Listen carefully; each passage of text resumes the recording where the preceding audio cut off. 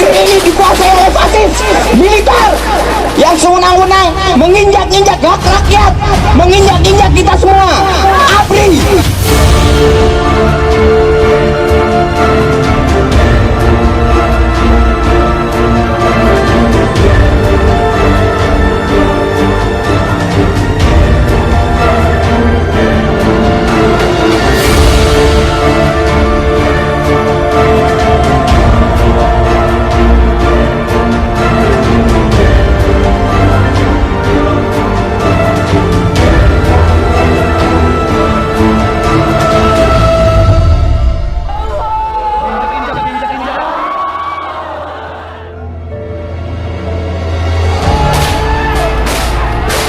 Dua 12 Mei 1998, tembakan menggema di depan kampus Universitas Trisakti, Jakarta.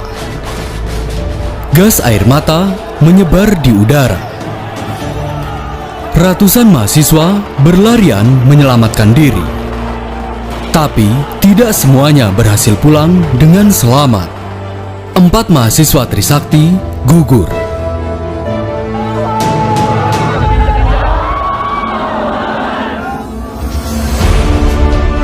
Elang Mulia Lesmana, Hafidin Royan, Heri Hertanto, dan Hendrawan Si tewas tertembak dalam aksi damai yang menuntut reformasi.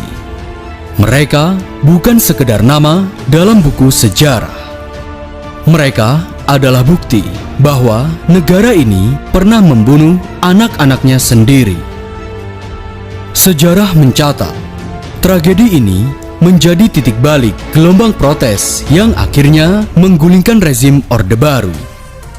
Bukan hanya sekedar catatan sejarah, tragedi Trisakti ini adalah luka bangsa yang belum terobati.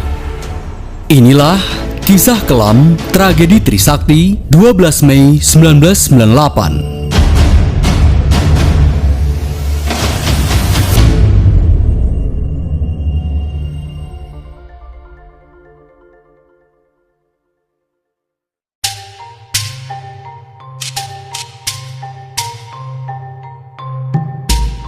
Di era tahun 1980-an, negara-negara Asia termasuk Indonesia mengalami pertumbuhan ekonomi yang sangat pesat, terutama dalam sektor real estate, infrastruktur, dan industri manufaktur.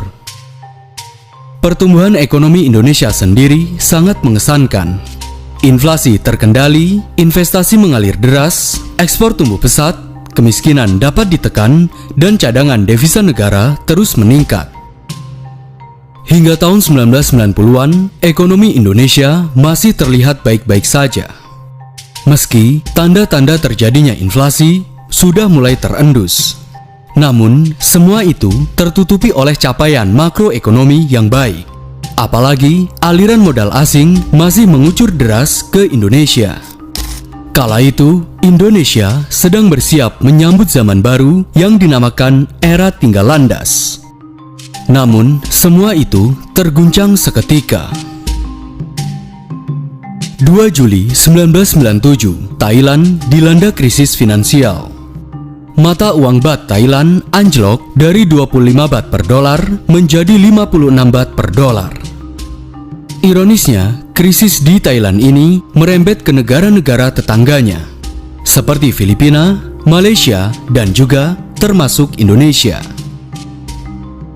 Sebagaimana dalam laman tirto.id dengan judul Krisis Moneter 1997-1998 adalah periode terkelam ekonomi Indonesia oleh Nurul Komariah Pramisti yang terbit di tahun 2020, dari bulan Juli hingga Desember 1997, nilai tukar rupiah terhadap dolar merosot tajam hingga 109,6%.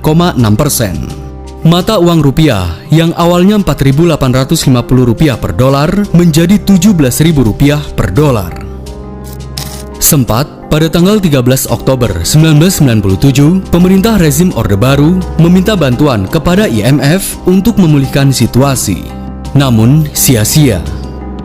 Era tinggal landas Indonesia berubah menjadi era kegelapan. Bisa nggak makan? Nah, iya, kalau di TV sih emang ya beritanya sempat turun. Tapi sih kalau di pasar sih harganya tetap aja begitu.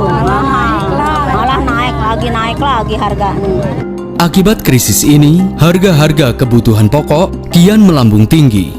Hal ini diperparah dengan kondisi politik Indonesia yang tidak stabil. Praktek korupsi, kolusi, dan nepotisme telah menjalar di tubuh pemerintahan.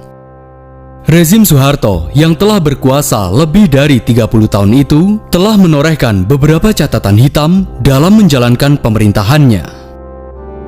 Rakyat pun mulai cemas dan muak. Dan satu-satunya cara adalah reformasi.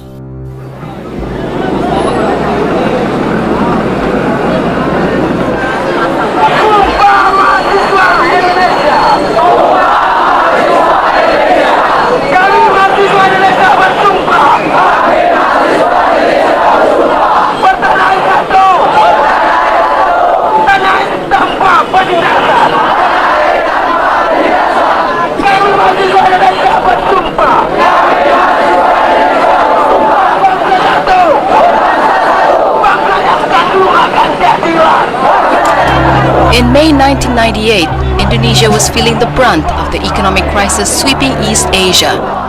As rising unemployment and inflation created widespread hardship, disaffection rose at the Indonesian government's ineffectual policies and rampant corruption.